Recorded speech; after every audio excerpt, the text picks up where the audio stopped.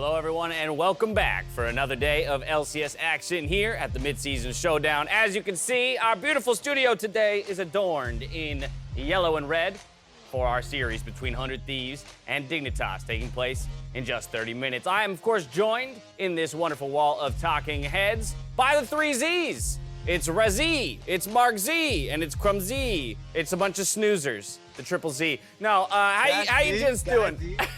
I don't think my name works like that. It's a dead in Canada, by the way. First of all, loving the style game across the board here. So well done, gents, on that. I want to talk a little bit about yesterday's games where we saw quite a bit of action on the Rift, with TSM ultimately taking the win and staying alive in the lower bracket. Raz, coming to you. Now that you've had a full 24 hours to reflect back on it, how did you feel about the win that TSM put up? Feel better about it. With TSM originally, when they went up against Team Liquid, I was concerned about their early games. They were getting smashed in that regard. But then they went up against Evil Geniuses, and even though it was a bit spotty, there was a definite improvement. Early Rift Heralds were being taken. They were grouping up a lot better for getting early vision control. Their drafts, for me, were much better, especially in the final games versus Evil Geniuses. And you could tell the effort was made there. Even in the interview, it was Spica that was mentioning the fact that they're fine. Like, they're confident in their mid game. Early game was something that they really worked towards. Yeah, and I think in that interview, too, you could hear that it wasn't a series that they felt great about, but I definitely agree with Raz, where I at least appreciate the growth that they're attempting to show with the Nocturne picks, with the TFs. I don't think that they want to be a team that is just the late-game scaling team. I do think they want to have other looks that they can throw at teams. They were not super successful this series, but they picked up the win. That's all they need to do. It buys them another week in playoffs and more time to continue honing these new looks. And when you speak of growth, we had 2 weeks without having seen Evil Geniuses. And honestly, I expected a little bit more improvement out of them coming into this series. You had a week to see TSM's prep. And the fact that EG did not improve as much as I think they should have gave TSM a lucky break, because with their level of play, they should not have really advanced. So the fact that they get another try to go on this miracle playoff run and gives them another opportunity to improve a little bit faster should be a good sign for them, because at the current rate, if they want this miracle lower bracket run, they're going to have to face TL or C9 eventually if they can get past today's winners, and that is not an easy team to beat. Yeah, forged in the fires of the lower bracket. TSM winning means, sadly, that we have to say goodbye to the Evil Geniuses in our mid-season showdown. Let's take a moment, though, to pay our respects and say RIP to EG. But TSM inside the base, they're going to rack up their first dub of playoffs into the lower bracket for TSM and right over Evil Geniuses. It's what we talk about every day in practice. It's what we talk about after every stage game. We're learning how to learn, which is a very serious skill. And once we have that solid foundation established, then we can start focusing on a result. And Jose Diodo, surely not again. It is Palafox though that gets the dragon, but Jisuke with a massive shockwave finds 3. EG is the we have that at home version of TL, which implies that this person thought EG and Team Liquid have a similar playstyle, and that EG is just kind of the bootleg version of Team Liquid. I obviously do not think that is correct. I think these two teams are very different. His Hourglass. Gallier on the top now as well. Knocked up by Alistar. Health bars are low. Meganar finds 4, and they're going to get 3 kills right away. Svenskeren getting away with it in tactical. He's going to drop as well. EG in the team fights, time and again, getting so much done with Impact Snar. They've got, and I mean this in a very complimentary way, really good dumbass energy. They're just always going to be in there. You pair that with a couple calm players in Impact and Deathly, and I think you've got a really good recipe for success. Our team is really good early game, but we are just make randomly mistake and then falling down. That's how we lose many games. But if you just fix the problems, then I think we will just gonna be like one of the top 3 team in LCS. So.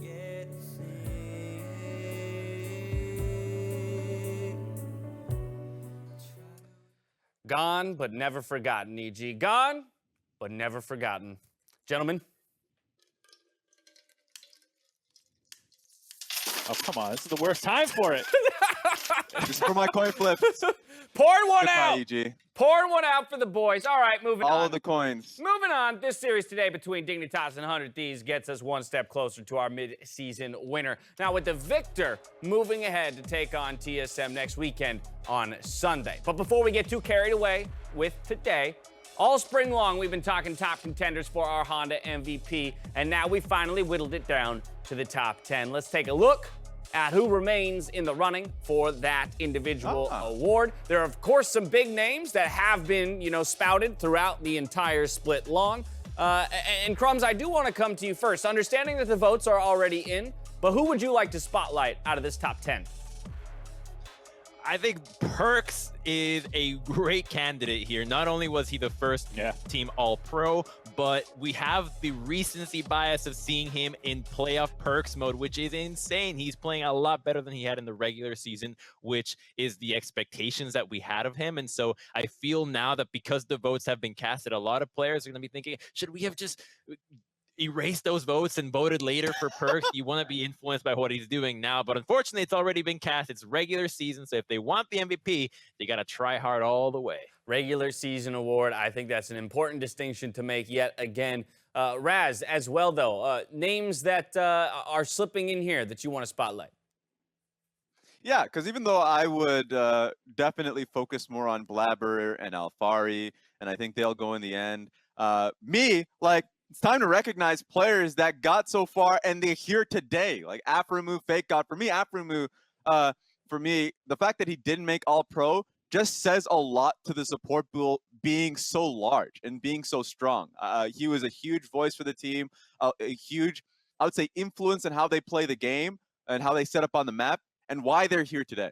I think that's been a sticking point for a lot of us when we talk about the voting for All-Pro, support being the most difficult of the roles. But it's really good to see that recognition, while Aframu didn't necessarily top the table of supports individually, to see the recognition of what he does for this squad and how valuable a member he is of the Dignitas success. Now, from here, we are going to step away, but when we return, we're diving into the matchup between 100 Thieves and Dignitas. So we'll see you here.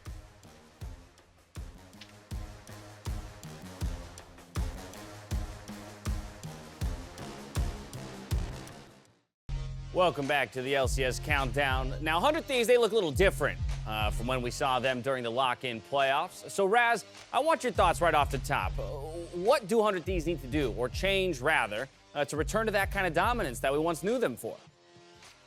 Yeah, I'm concerned because when I saw them during the regular season, I thought their fundamentals in the first, few minutes of the game were good. But when they went up against Cloud9, I don't know if it was overthinking, but Rift Heralds were being dropped. That was my issue. I'm okay if you decide as a team to give Rift Herald for a play across the map, but in this, multiple times, they didn't have a trade. So out of the 6 Rift Heralds, they only got 1, and out of all of them, they only really had a proper trade for 1, and even in that trade, I appreciated Cloud9 getting more gold onto Sven instead.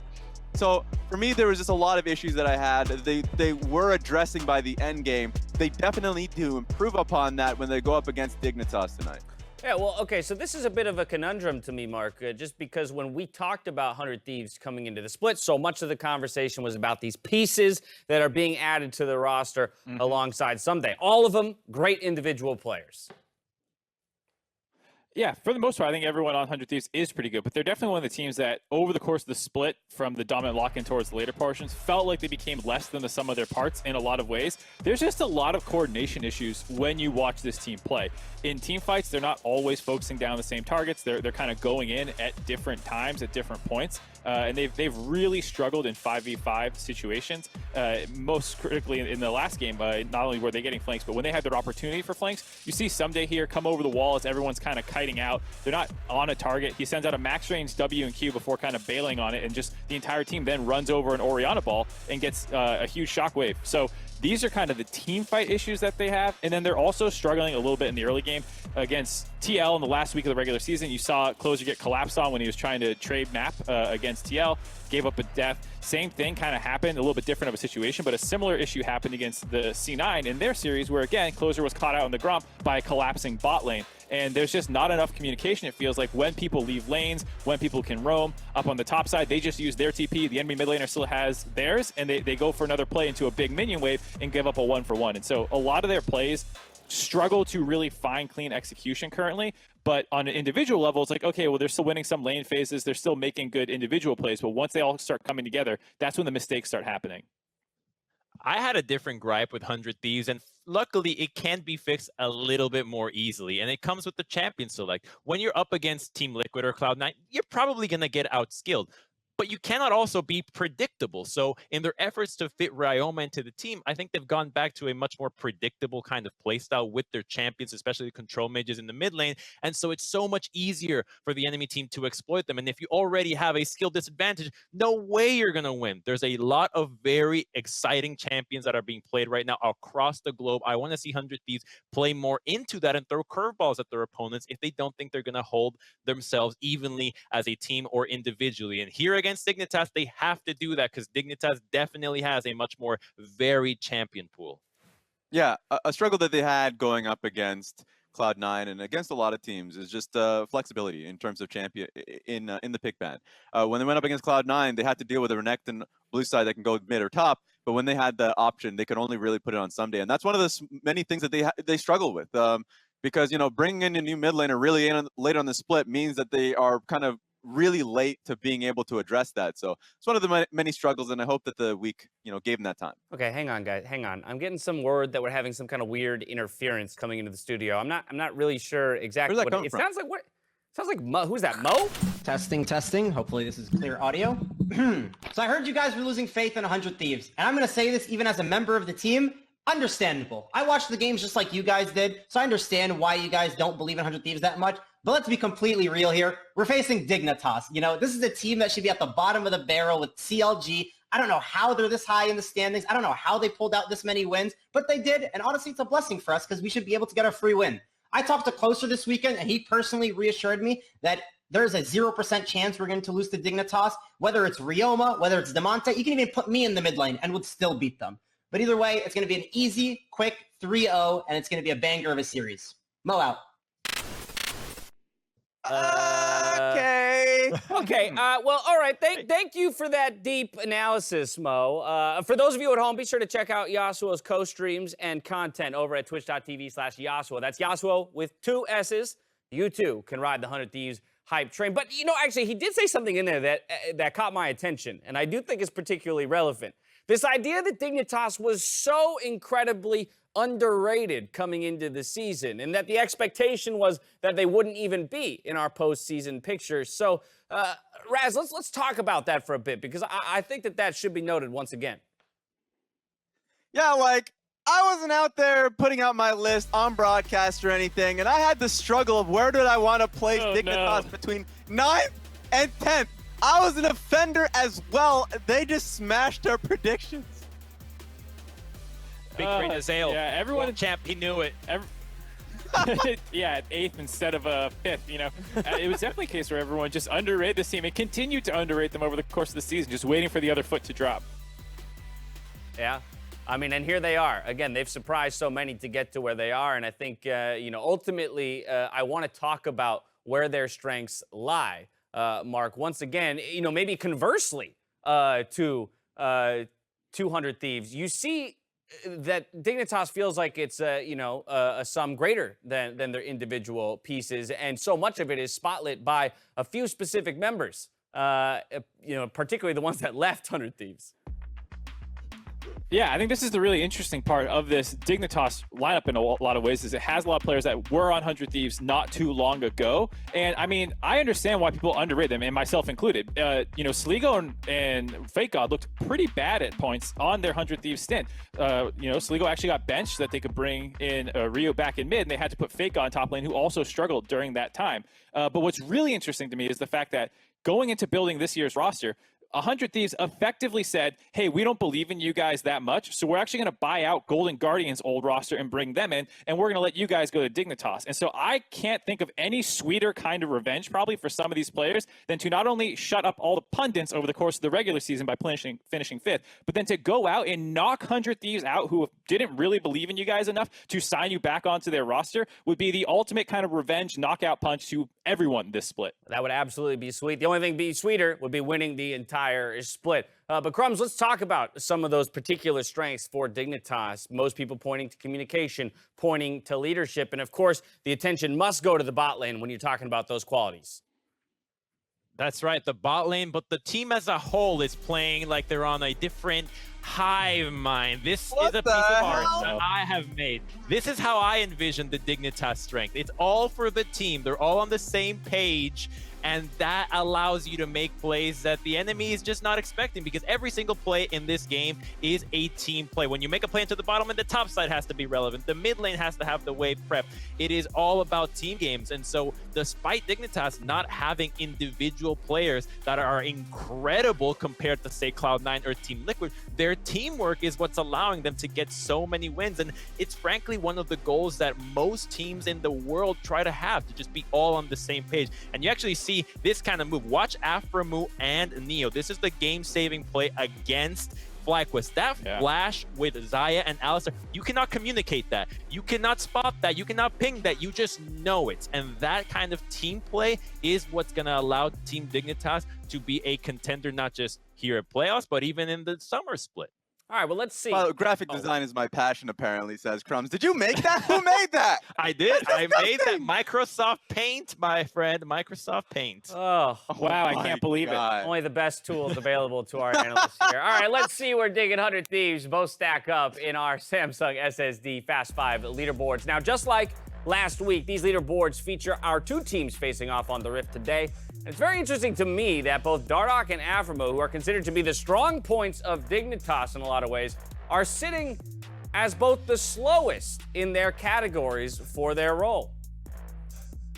And Dardoch in particular is interesting because it is expected right now for the jungler to just be power clearer and prioritize themselves over the team. But Dardoch, we have heard from many other teams that he takes very unpredictable jungle routes. And so by sacrificing the expected route that he's supposed to take, he can find different avenues to gank an opponent that is expecting him to go and power clear. Now, if it doesn't work, you fall dangerously behind. And so it's up to the enemy team to punish that. But that is why the time is so much slower. He's not playing the game the way that most other junglers are doing it right now.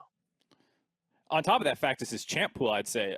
You know, most people are playing really fast-clearing junglers. You got Olaf, Udyr, Hecarim, Lilia. He's got games on Jarvan. He's got games on Rengar. He's got games on, you know, Kindred. He really branched out and went against the meta in a lot of ways to bring his team extra playmaking and tools that people aren't going for. So when you see a slower, you know, clear rate and lower CSD and XP differential, that's a pretty conscious choice that the team has made because Dardoch is doing things that other junglers are not. All right, well, if we talk about Dardoch, then we also have to talk about his matchup today here against Closer in this series versus 100 Thieves. So, Raz, let's talk jungle, continuing along the line of thinking that both of these guys have established.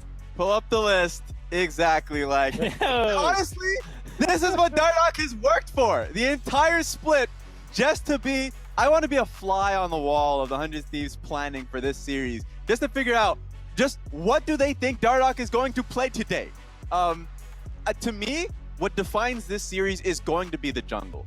For 100 Thieves, what their success and their failures, for me, depends on how well Closer is doing in their games. I have faith that FBI and Hui are going to succeed in lane, regardless of the resources that they get. I just want to be able to see that they play around Closer because 100, at least Dignitas, are going to be doing that for Dardoch. Level 1s, no matter who it is, Aphromu's cross map, you know, looking to secure that blue. And so that's my concern here today, is that 100 Thieves are going to be falling behind against the hive mind that Crumbs puts it for Dignitas. And I mean, the jungler matchup isn't entirely just Closer versus Dardoch. You have a new mid laner that doesn't have as much time with the jungler as Tamante. So the fact that you now have to incorporate the mid laner into your jungle synergy might be a hindrance to 100 Thieves. So it has to be about Ryoma and Closer playing against Soligo and Dardoch, because the mid-roams 2v2 will be incredibly relevant, whether it's diving the top lane, whether it's denying waves and also diving the bottom lane. Mid lane with the jungler has to be a priority for both these matches. We've seen how often games can be run over if one of these mid laners just happens to be a few seconds behind or doesn't read the correct play and what the jungler is trying to do. Yeah, and for me, I'm really interested in this matchup because back in 2020 when I was in Academy, my team went up against Soligo's team in 100 Thieves Academy, and I thought he was one of the strongest mids at the time. In fact, I thought that, he would get that opportunity to rise up because when Ryoma was in that initial position. So I think this is a fantastic opportunity for Soligo, who's been honestly silent in a lot of the fans' ears. Not a lot of people have been singing the praises of Soligo, or at least been really recognizing him. And I think this is going to be the series in which he can do that if he performs. All right, well, if we talk about, mid and jungle kind of as a duo against mid and jungle, Mark, let's talk about the actual duo lane, the bot lanes between FBI, Huhi, and Afromu and Neo.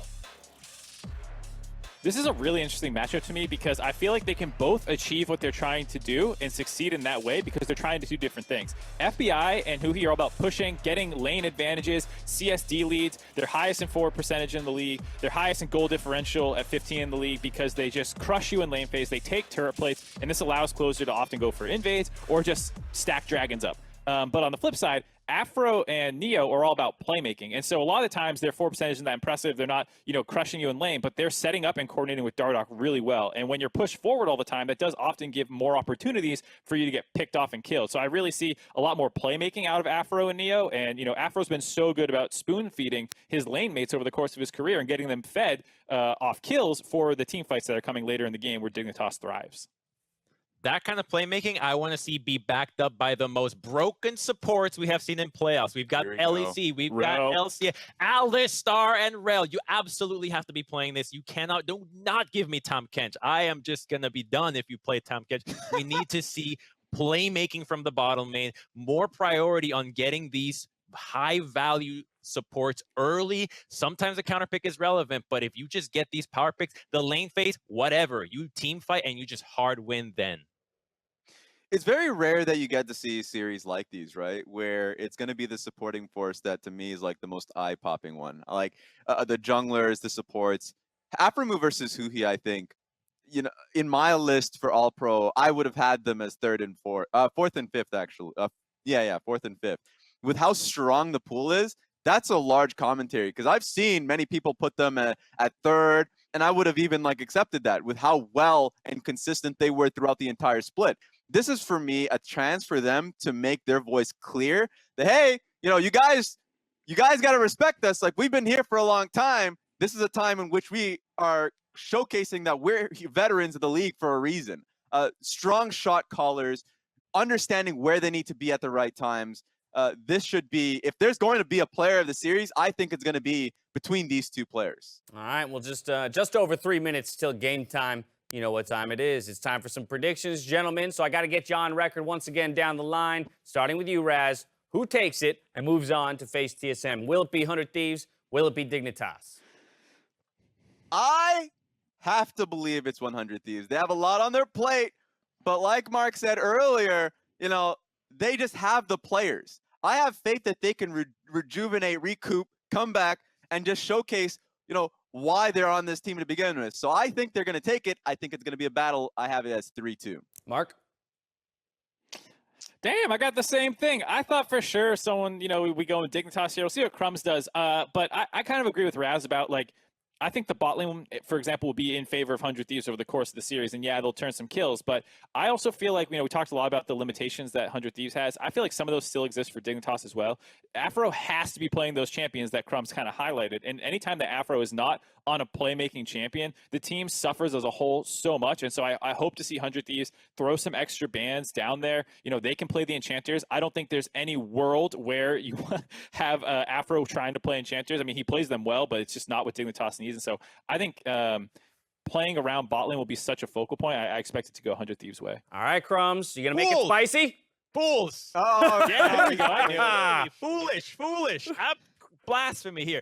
Okay, 100 Thieves, if you saw how they played against Cloud9, they're relying on their team fight. Their macro and laning phase was not where they're trying to win. You're playing right into Dignitas' wheelhouse. They have stolen games from their team fighting alone. So I think that when 100 Thieves comes into that team fighting phase, that lack of synergy that we saw in the earlier highlights is going to bite them in the ass. I think Dignitas will win this in 3-2, though. I will say this is not the strongest team of a hive mind, but that allows you to at least take a win here over 100 Thieves. 3-2s? Crumbs.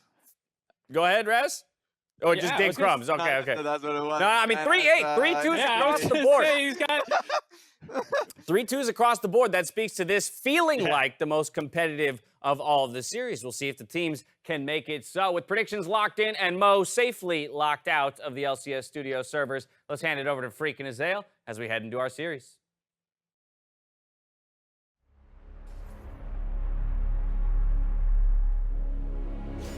Playoffs are the matches that matter. I could have played super well in the regular season, but if I don't have that in the playoffs, then it all didn't matter. Now, but a nice big body slam makes it a 1-for-1. Well played from Fake God. Against 100 Thieves, the only threat to consider would be their top lane and their bot lane. And now Sunday finds the angle. What a knock up there from an FBI charges in. As long as I match Someday in the top lane, we'll win from the bot side. Triple kill, make it a quadra. Give him the pentakill. 100 Thieves did 2-0 them in the regular season, but it feels like these teams have kind of had a bit of an opposite trajectory. Dignitas have been improving over the split. How close is this going to be?